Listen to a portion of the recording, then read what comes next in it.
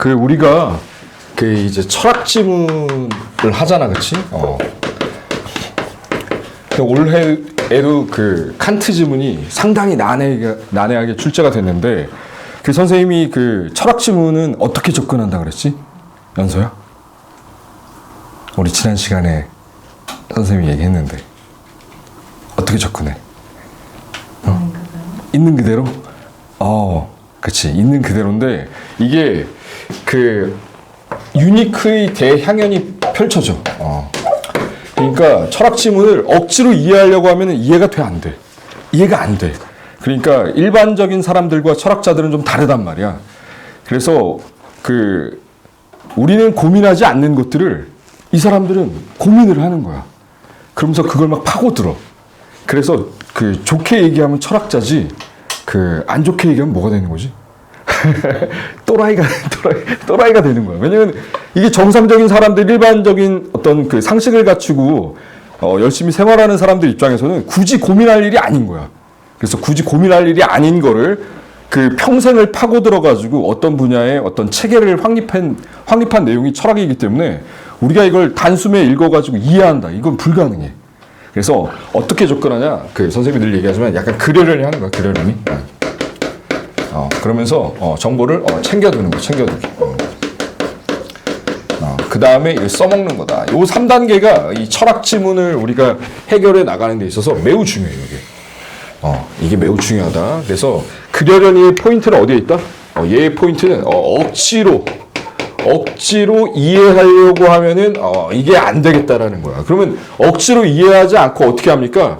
우리가 그 좀 그 흡수력이라 그럴까? 아니면은 그 수용력이라 그럴까? 아니면은 선생님이 이런 얘기도 쓰는데 기자가 어떤 사건을 취재하듯이 취재력이야. 인터뷰하는 거야.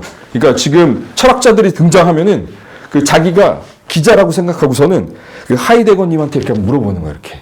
하이데거님은 그렇게 말씀하신 거야. 근데 난 진짜 무슨 말인지 모르겠지만은 그 말을 옮길 수는 있어.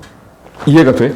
그러니까 내가 이 말을 이해하지 못했다라고 하더라도 이 사람이 이런 말을 했다라는 걸 내가 옮길 수만 있으면 되는 거야. 그래서 철학 지문이 의외로 있잖아.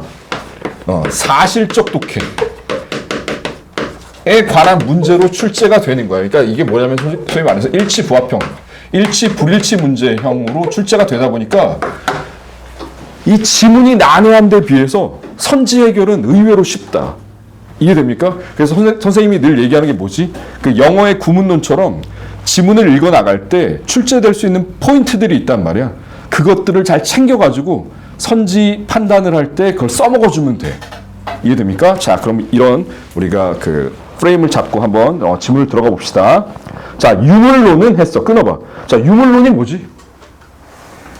유가 무슨 유자냐? 우리 문호야. 유가 이게 무슨 유자일까? 한자 중에서. 한자잖아, 그치? 선생님이 늘 얘기했잖아, 그치? 이 국어 시험이라는 게 그 국어의 어떤 외피를 둘러쓴 그 한자 시험이야, 사실은. 그래서 한자를 잘 알게 되면은 국어 어떤 그 우리가 문해력을 가지고 독해하는데 상당히 도움이 될 텐데 유가 무슨 유자일까? 자, 도전 골든벨. 제가 아는 유는 아닐 것 같아요. 아, 그래? 무슨 유야? 이슬류? 이슬류? 이슬류일 리가 없겠지, 그치? 자, 우리 성윤아, 무슨 유인 것 같아? 응?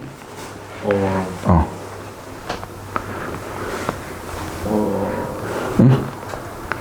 고대유. 뭐? 고대유. 고대유? 고대유는 뭐야?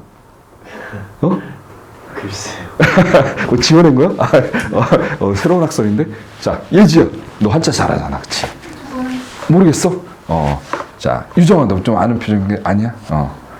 뭐 아는 사람 없습니까? 선생님이 상품을 가져와야 좀 이렇게 치열하게 답을 할 텐데, 오늘 상품이 없네? 상품 있다, 상품 있어. 지우개. 두부 지우개? 안녕하십니까?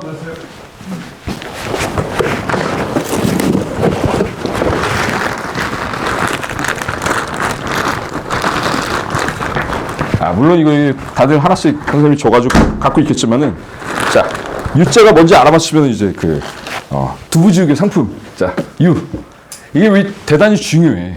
그러니까 우리가 사실은 그 국어가 시간이 부족합니다. 뭐 이런 얘기 하잖아. 그렇지? 시간이 부족한 이유가 어휘력이 부족해서 이게 무슨 어휘인가를 고민하다가 글 읽는 속도가 느려지는 거야. 그러니까 한자를 알게 되면은 글 읽는 속도가 자연스럽게 빨라지기 때문에 선생님이 이런 한자가 나올 때 일부러 머릿속에 좀 새겨주고 싶어가지고 이렇게 질문을 던지는 거야. 선생님 괜히 질문을 던지는 게 아니라 그 오직 유자야.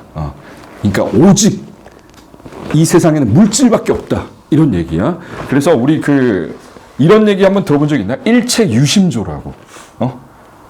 이 우주의 모든 만물이라고 하는 것은 다 마음이 빚어내는 것이다 라는 그런 구절이 있는데 그게 일체 유심조야. 그러니까 여기서 유물론은 세상의 본질이 물질이고 온리 물질인 거야. 우리가 감각하는 대상뿐만 아니라 이거 뭐야?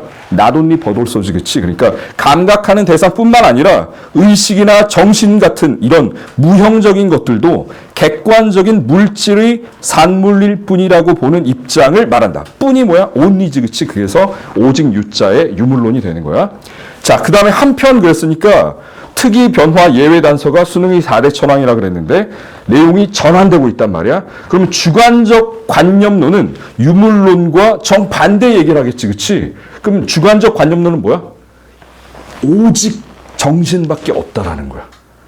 그러면은 이거를 우리 동양 철학에서는 아주 흡사한 철학론이 있어. 그 이름이 뭘까? 유식론이야. 유식론. 오직 인식밖에 없다라는 그런 철학적 이론이 있는데 주관적 관념론과 유식론이 굉장히 흡사해. 그래서 세상의 본질이 정신이야. 그리고 외부 세계는 인간의 의식 속에서만 존재한다라고 보는 입장을 주관적 관념론이라고 한다. 자, 이게 무슨 얘기냐면은 간단하게 좀 우리가 쉽게 이해하면 이런 거야. 문호야, 너가 태어나기 전에 우주가 있었나? 있었죠. 그걸 네가 어떻게 입증할 거야? 저는 입증할 수가 없어 우리가. 그러니까 내가 태어나기 전에 우주가 존재했다라는 걸 어떻게 입증할 거야? 왜냐면 내가 인식하는 순간부터 나의 감각기관이 작동하는 순간부터 외부 세계를 인식하고 그것이 존재한다고 우리가 판단하는 거야. 그러니까 내가 태어나기 전에 무엇이 존재했다라는 것은 나의 인식체계 내에서 추론하는 거지 그것은 내가 증명할 수 있는 영역이 안 되는 거야. 그치? 이렇게 파고들다 보면은 일체의 모든 만물은 인식, 마음의 작용이다라고 이렇게 주장을 하는 거야. 좀 극단적이긴 하지, 그치? 그런 것을 우린 뭐라고 한다? 주관적 관념론, 다시 말해서 유식론이라고 하는 거야.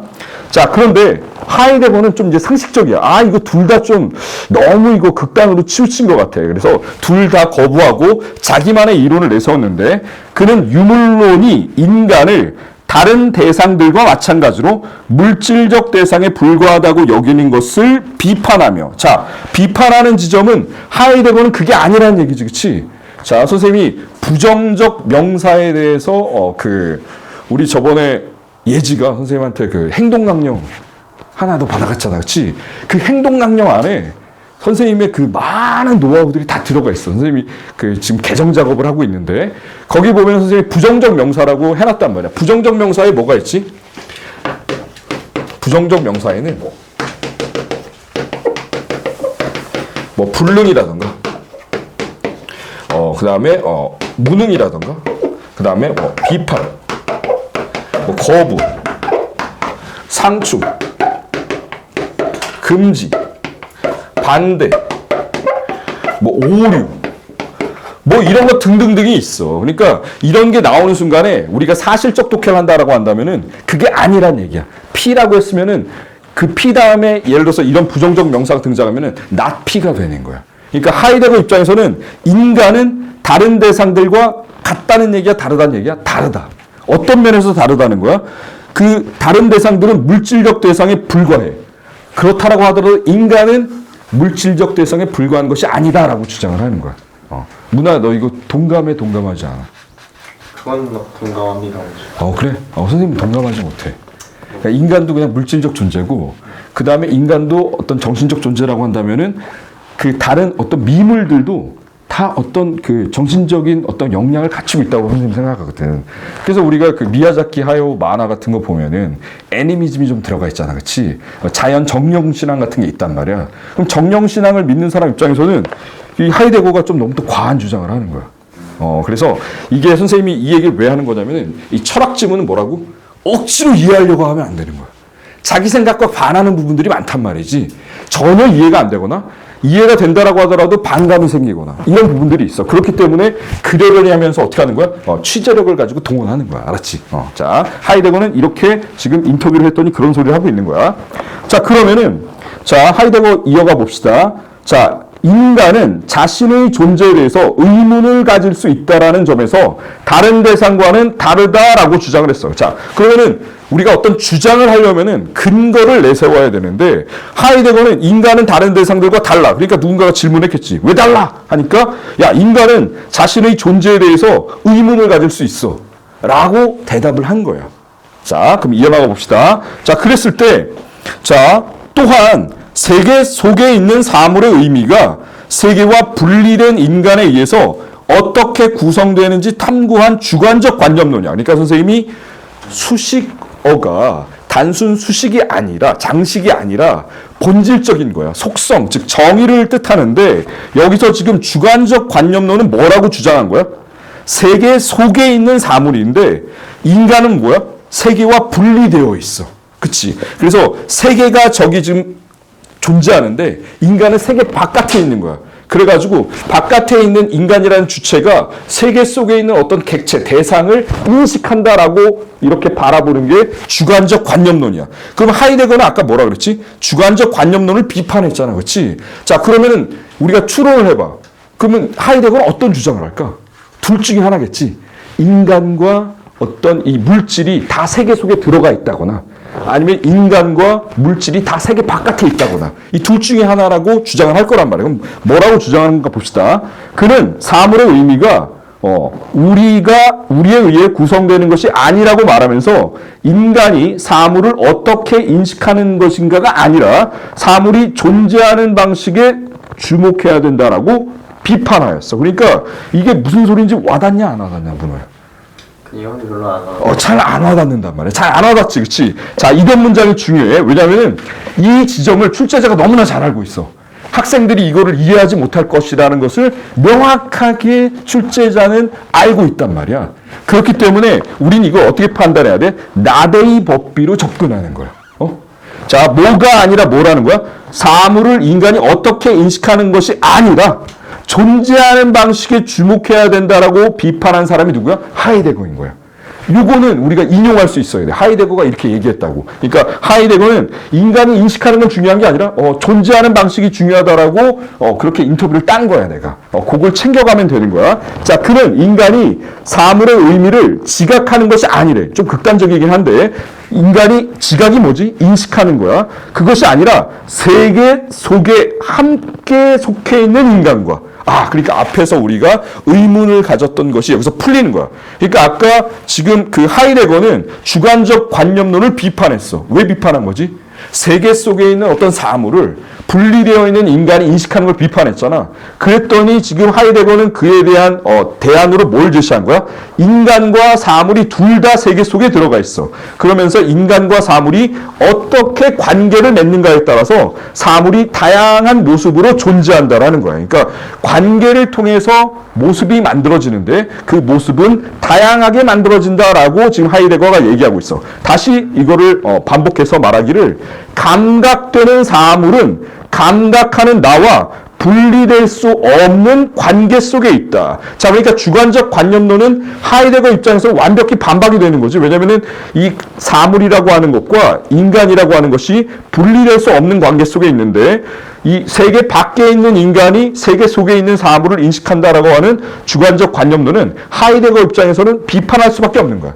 자, 그러니까 철학이라고 하는 것은 있잖아. 비판이라는 용어가 지문에서도 잘 등장하고 선지에서도 잘 등장을 해. 그러면 뭘 비판하는 거지?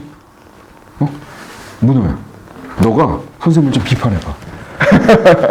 그럼 뭘 비판할 수 있을까? 자, 이 지점을 좀 잘 알아야 돼. 왜 그러냐면 학생들이 비판이라 그러면 뭔가 주관적으로 생각하는 거를 비판이라고 좀 생각을 해. 그치? 아니야. 객관적인 거야. 팩트야. 뭐야? 이것과 이것이 다른 부분. 디퍼런시스를 찾으면 그게 비판이야. 그러니까 이 철학자의 입장과 이 철학자의 입장이 팩트로 객관적으로 어떤 게 다른가를 포착해내면 그게 이 사람을 비판하는 그런 대목이 된단 말이지. 그렇지? 그러니까 지금 우리는 비판할 수 있는 지점을 포착해내는 거야. 왜냐하면 주관적 관념론과 하이데거를 우리는 구별할 수 있었기 때문에. 됐지? 그렇지? 자, 그러면은 계속 이어나가 봅시다. 2문단이야. 자, 글은 하이데거는요. 자, 선생님이 지시어는 반드시 찾아 읽기를 하면서 글을 읽어놔라 그래서 우리가 일상적으로 경험하고 인식하는 대상인 존재자를 자, 이거 뭐야? 유니크야, 유니크. 우린 평상시에 존재자라는 말을 쓰지 않아. 그치? 유니크가 나오면은 걔는 반드시 출제되는 거야. 특이, 변화, 예외, 단서 중에 제일 앞에 있는 게 뭐야? 특이란 말이야. 그러니까 이런 특이한 어떤 개념 정의가 이 출제자의 출제 포인트가 되니까 너 요놈 잘 걸렸다 이런 생각을 가져야 돼. 그러니까 철학을 우리가 접근할 때 어이씨 뭔 소리인지 모르겠어. 뭔 개소리야 막 이렇게 접근하는 것이 아니라 이런 특이한 소리를 하고 있네. 너 요놈 너 잘 걸렸다. 너 좀 이따 천지로 나올 거지. 이렇게 우리가 노리고 들어갈 수 있어야 돼. 자, 존재자를 주된 논제로 삼은 형이상학자들은 우리가 그 만유인력 할 때 선생님이 형이상학을 뭐라 그랬지? 영재야. 형이상학자들. 우리 만유인력 지문할 때 형이상학 선생님이 설명했지. 뭐였어? 형이상학. 자, 성인이 막 눈이 막 팍팍 돌아가는데 성인 형이상학이 뭐야?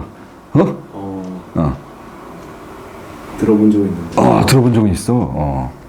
자. 윤서야, 너 좀 뭔가 아는 표정인데? 형이상학이 뭐지? 형이상학? 쉽게 얘기해가지고 관념론이야. 어떤 철학이나 종교 같은 학문을 형이상학이라 그래. 그럼 형이하학은 뭐가 되는 거지? 과학기술.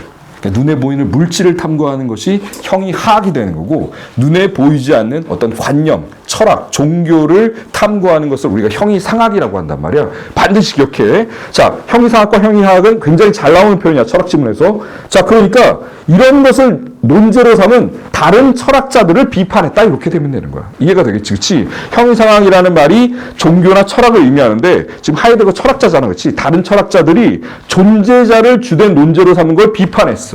존재자가 아니라 그럼 다른 것을 하이데거는 강조하겠지. 그치? 뭘 강조했나 봅시다. 존재자가 아니라 존재자의 드러남을 강조했어. 존재자의 드러남을 강조했단 말이야.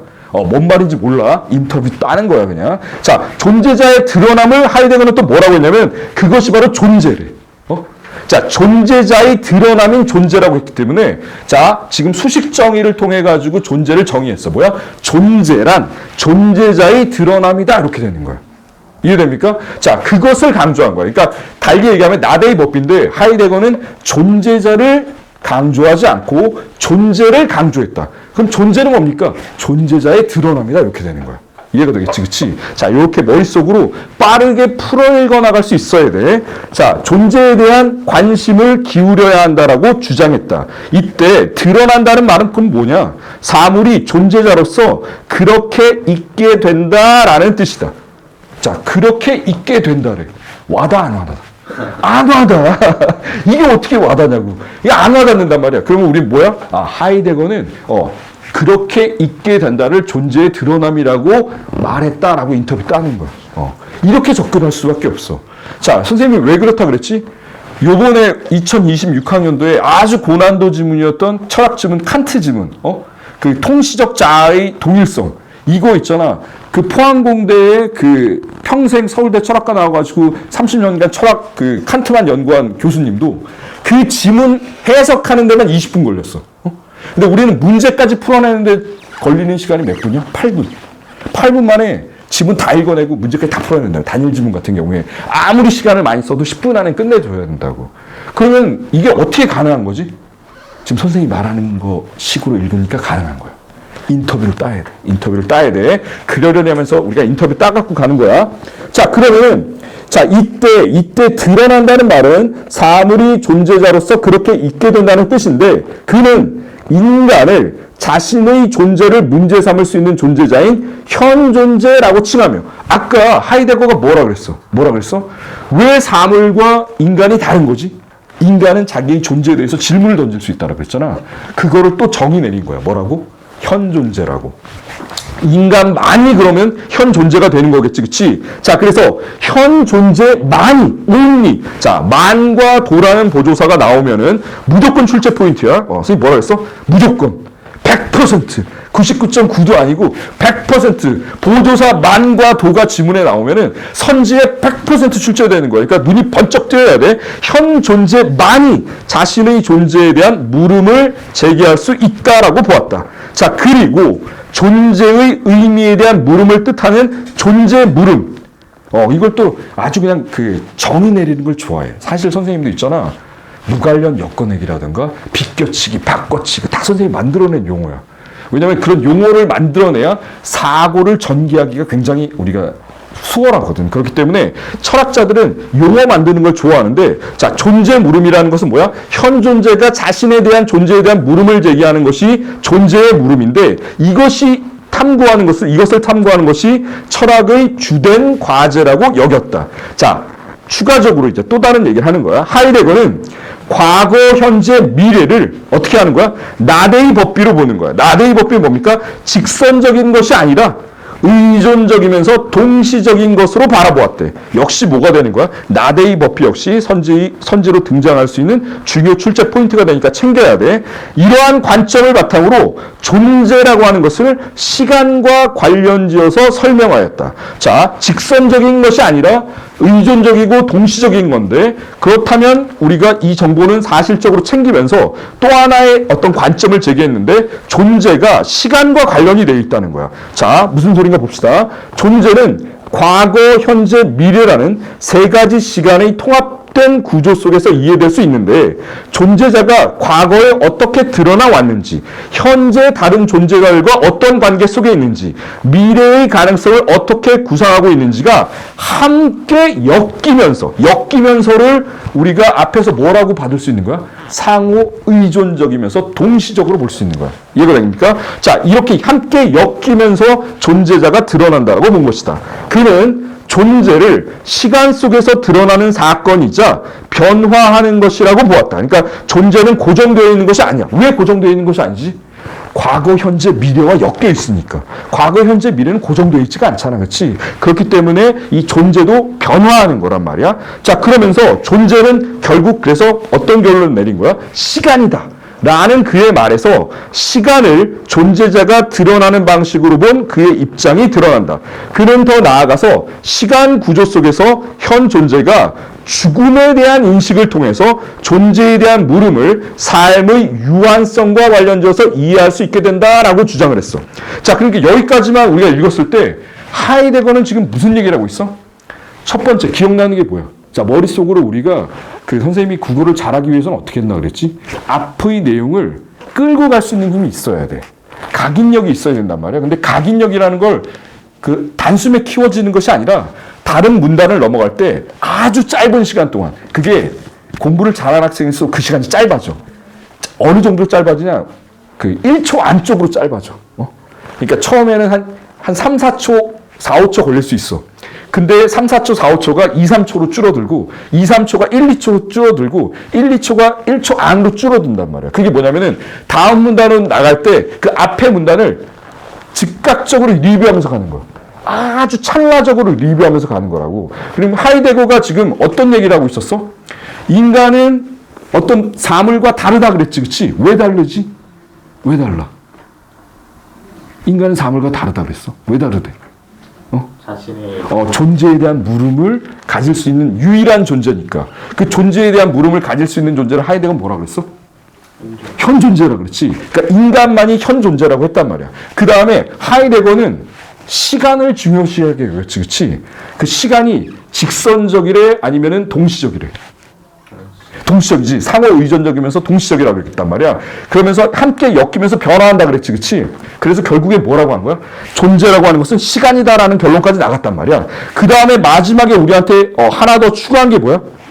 하나 더 추가한 게 이 죽음이라는 것을 인식해. 죽음이라는 걸 인식하면은 존재에 대한 물음을 삶의 유한성과 관련해서 이해한다는 거예요. 그러니까 이 깊은 내용은 여기 쓰여 있지 않지만 하이데거는 뭐에 대한 탐구도 했다는 걸 알 수 있는 거야?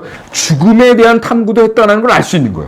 그치? 그러니까 이렇게 정보를 순식간에 핵심 정보들만 챙겨서 넘어가는 거야. 됐지? 자, 그럼 그 다음 문단 가봅시다. 이제 3문단이야. 그는 존재자를 시간과 동떨어진 채로 정적인 실체로 간주하고 이를 분석하려 한 서양 전통 철학을 또 비판했어. 그러니까 그 하이데거 입장에서는 이 존재자가 정적인 것이 아니다라고 하는 거지. 그치? 그럼 뭐 어떤 존재인 거야? 동적인 존재겠다라고 우리가 반대 해석할 수 있는 거야. 자, 그러면서 현 존재, 이게, 자, 존재자라고 하는 것은 우리가 어떤 사물일 텐데 도구로 쓰일 수 있는 존재자야. 도구라는 건 뭐지? 어떤 유용하게 어떤 그 일하는 데 쓰일 수 있는 어떤 그 사물이 될 거란 말이야. 자, 그래서 이런 존재자는 현 존재와 관계를 맺는 방식에 따라서 손안에 있음 또는 눈앞에 있음으로 드러난다고 주장하였다. 이렇게 나와 있어. 그러면 이거 뭐야? 이항대립이야. 이항대립. 이항대립은 세 가지 구성 요소를 물어본다 그랬지. 역크로스, 맞바꾸기, 공통분모. 이 세 가지밖에 없어. 평가원이 이항대립적 요소를 지문에 등장시켰을 때 물어볼 수 있는 건 이 세 가지밖에 없단 말이야. 그러면 손안에 있음과 눈앞에 있음을 분명히 비교하는 지문을 내겠다라는 거야. 그치? 그럼 그 포인트를 우리가 놓치지 않도록 잘 확인해서 들어가야 돼. 자, 그럼 전자는 했으니까. 전자는 뭘 가리킵니까? 손안에 있음을 가리키는 거야. 자, 지시어 찾아 읽기야. 사물이 객관화된 대상으로 인식되지 않은 채 특정한 목적이나 용도에 따라서 현 존재에게 사용되는 것이고 끊어봐. 자, 그러니까 자, 목적이나 용도에 따라서 도구적으로 활용되는 게 어떤 존재자라고 했어. 근데 여기서 우리가 또 받아들일 수 없는 또 이상한 내용을 얘기했어. 객관적으로 인식되는 것이 아니라 그랬어. 나데이 법비라 그랬단 말이야. 나데이 법비니까 이거 챙겨야 돼, 안 챙겨야 돼? 무조건 챙겨야겠지, 그치? 우리는 이거를 쉽게 받아들이기가 어려워. 왜냐면 객관적으로 인식하는 게 아니라 뭐라고 했어? 목적이나 용도에 따라서 사용되는 것이래. 이게 우리가 다르다라고 인식이 되나, 우리 머릿속에서? 인식이 안 돼. 그럼 어떻게 해야 돼? 인터뷰 따는 거야. 지금 하이데거는 객관적인 인식과 뭘 구별한 거야? 용도에 맞게 사용하는 것을 다르다고 본 거야. 이 포인트를 우리가 챙겨야 돼. 자, 그러면서 후자는 뭐가 되는 거야? 눈앞에 있음이 되겠지. 사물이 이러한 도구적 맥락에서 벗어나 뭐라 그런 거야? 객관적인 대상으로 인식되는 것이다. 자, 그럼 우리가 여기서 대립적인 개념이 뭐라는 걸 알 수 있어? 객관적인 것과 도구화가 정반대 개념이라는 걸 확인할 수 있는 거야. 누구의 사고관에서? 하이데거의 사고관에서. 이해되겠지, 그치? 자, 그렇게 챙기면 돼. 자, 그래서 우리가 이해를 못할까봐 여기 지금 출제자가 예를 들어주고 있어. 자, 하이데거는 망치를 예로 들어서 이 방식들을 설명했다. 우리는 망치로 못을 박을 때 망치라는 도구를 객관화된 대상으로 인식하지 않아. 이 망치가 존재하는데 막 존재에 대해서 탐구하지 않는다는 거지. 그렇게 하지 않고 뭐 하는 거야? 그냥 들고 쓰는 거야. 그렇지? 숟가락이 있으면 숟가락을 막 연구하나? 그냥 밥 먹는데 허겁지겁이고 사실 숟가락이 어떻게 생겼는지도 모르는 경우들이 많아. 그치? 식당 가서 내가 밥 먹었는데 숟가락 모양 기억나 안 나? 안 나지. 왜냐면 그건 우리가 도구로서 활용했기 때문이야. 객관화된 사물이 아니었던 거지. 그래서 하이데거는 그것을 눈앞에 있음과 손안에 있음으로 구별한 거야. 이해되겠지? 자, 그래서 망치는 어떤 거야, 지금? 현 존재에게 쓸모가 있는 도구이다. 한편 망치가 근데 부러져서 못 쓰게 됐어. 그때부터는 이제 도구로서 활용할 수가 없으니까 쓸모 있는 도구가 아니라 나데이 법비야 인식의 대상이 된 거야. 그때부터 이 망치에 대해서 내가 뭔가 탐구하기 시작한 거지. 눈앞에 있음으로 현 존재와의 관계를 맺게 된다. 그러니까 망치가 아까 손에 들려있을 때는 도구에 불과하니까 손 안에 있음인데 이제 망치가 부러져가지고 내가 이 망치를 어떡하지? 이거 버려야 되나? 고쳐야 되나? 이거 어떻게 해야 되지? 라고 하는 순간에 눈앞에 있음으로 현 존재의 관계가 어떻게 된 거야? 변화된 거야. 자, 그래서 도구로 쓰이는 존재자, 즉 도구적 존재자가 도구로서 기능하지 못하게 되면 존재자와 현 존재의 관계가 달라지는 것이라고 본 거야. 자, 그래서 하이데거는 전통 철학은 또 비판을 해. 하이데거 어떻게 비판하냐? 사물을 눈앞에 있음으로만 보려 했다라고 비판했어. 그러면 여기 숨겨진 말이 뭐야? 숨겨진 함의가 전통적인 철학자들은 물건을, 사물을 객관적으로만 인식하려고 했던 거야. 그래서 눈앞에 있음으로만 보려 했던 거야. 우리가 일반적으로 사물을 어떻게 대한다고? 도구로서 대한다고. 그러니까 우리 손 안에 있음으로 대하는 게 거의 다인데 일부 우리가 도구적 기능을 활용할 수 없을 때 그걸 눈앞에 있음으로써 우리가 객관화시키는데 이 전통적인 철학자들은 이 사물이라고 하는 것을 객관적으로만 보려고 했다는 점을 하이데거가 비판하고 있다. 자, 그래서 실제로 대부분의 사물은 마지막 줄이야 객관적으로 관찰되는 것이 아니라 손 안에 있음으로 경험된다라고 강조했다. 자, 하이데거는 이러한 주장을 통해 존재자는 우리는 뭘로 대체할 수 있어? 사물로 대체할 수 있지, 그치? 어떤 사물로 대체한다면 망치 같은 사물이야. 드러나는 방식이 다양할 수 있음을 드러냈다. 왜 다양해지는 거지? 관계가 달라지니까. 어떤 관계로 달라지는 거야? 손 안에 있음과 눈앞에 있음으로 달라지니까. 그때에 따라서 다양하게 드러날 수 있음을 강조했다. 자, 하이데거는 또 이제 또 딴소리를 해. 자, 딴소리 할 때 우리 잘 챙겨야 돼. 자, 우리가 이해 안 되는 부분 있지, 철학에서. 그 부분이 실제 포인트야. 자, 현 존재가 세계를 이해할 수 있는 틀이 있어. 그 틀을 뭐라고 한대? 실존적 지평이라고 한대. 자, 개념이 정의되고 있는데 실존적 지평이란 말은 살면서 쓸 일 있냐? 문화? 살면서 쓸 일이 없어. 근데 하이데거는 이런 말을 또 지어낸 거야. 그래서 실존적 지평이라는 것은 현 존재가, 즉 인간이 이 세상을 이해하는 어떤 프레임인 거야. 그래서 존재자는 이러한 실존적 지평, 즉 사람이 세계를 인식하는 어떤 사고 방식이야. 이런 실존적 지평 속에서 드러난다라고 보았다. 그는 이성을 지나치게 강조하는 서양의 전통 철학. 그러니까 지금 그 하이데거는 이성을 강조해 안 해. 덜 강조하겠지, 그치? 자, 그럼 이성의 반대말이 뭡니까? 이성의 반대말이 뭐야? 철학에서. 이성의 반대말. 지성이에요. 지성? 이성의 반대말 지성? 본성? 아니야. 이성의 반대말이 뭘까? 우리 철학적 사고관도 키워나가야겠지, 그치? 이성의 반대말은 경험이야. 이성의 반대말은 경험이야. 왜? 이성은 경험하지 않고도 논리적 사유를 통해서 참과 거짓을 분별해낼 수 있는 게 이성이야. 자, 3단론법 같은 거, 사람은 누구나 죽는다. 선생님은 사람이다. 그러니까 선생님은 죽는다. 이거 경험했어? 아니. 선생님 아직 안 죽었잖아. 논리적으로, 이성적으로 사유할 수 있는 거야. 이해되겠지, 그치? 자, 경험과 이성이 반대말이야, 철학에서는.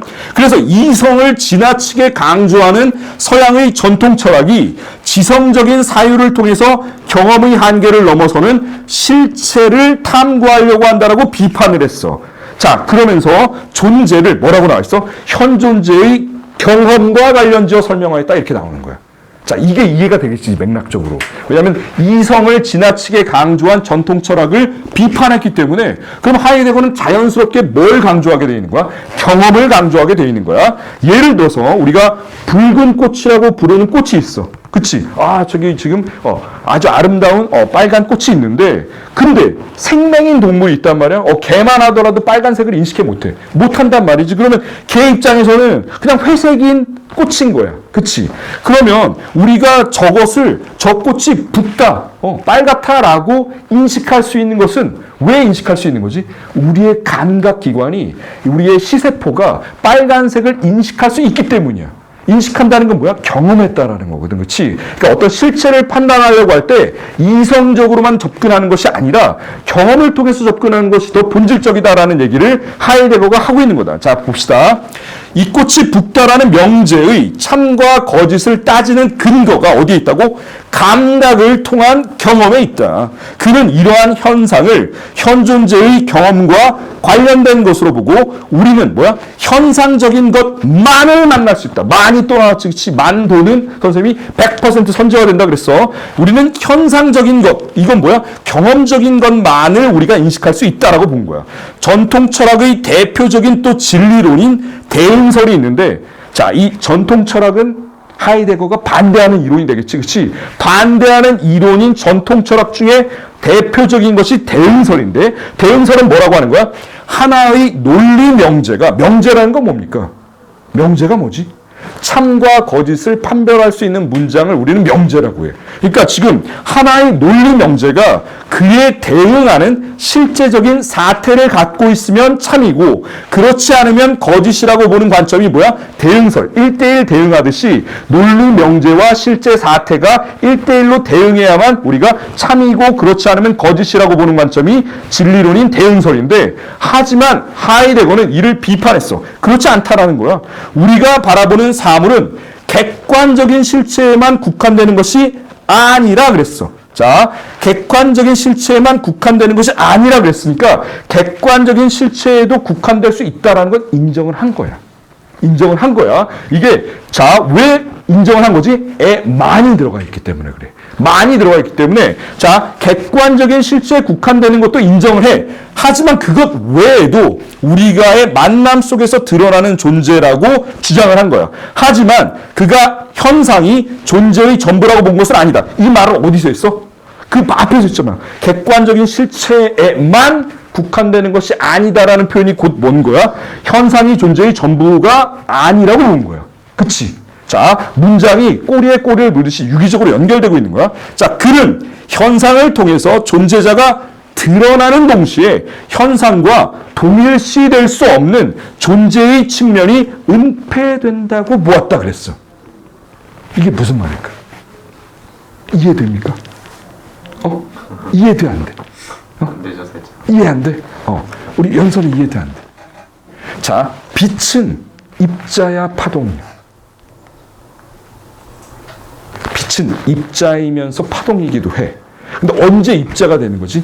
관찰자가 존재할 때 입자로서 행동한단 말이지. 그치? 그러면 관찰자는 입자로서 관찰한 거야. 그러면 그 관찰자는 뭘 경험한 거야? 입자를 경험한 거야. 그럼 빛은 뭐라고 인식하겠어? 입자라고 인식하겠지. 뭐가 은폐되는 거야? 파동이 은폐되는 거야. 이해됩니까? 그래서 우리가 어떤 존재를 어떤 현상을 인식하는 순간에 오히려 실체적이고 본질적인 것은 은폐될 가능성도 있다라는 걸 하이데거가 인정을 한 거예요. 이해되겠지, 그치? 자, 그럼 봅시다.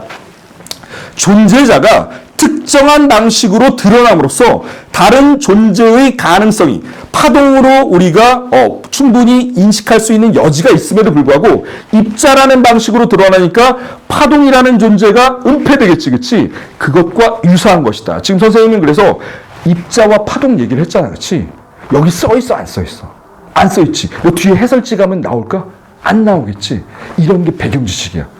그러니까 어떤 배경 지식을 갖고 있다라고 하는 것은 글을 풍성하게 읽어낼 수가 있어. 그래서 우리가 한 지문 한 지문 이렇게 읽어나가는 거를 그냥 눈으로 스쳐 지나가고 까먹고 그러지 말고 반드시 우리 배경 지식으로도 쌓아 나갈 수 있어야 돼. 자, 하이데거는 20세기에 큰 영향력을 미친 끼친 철학자로 인정이 된다.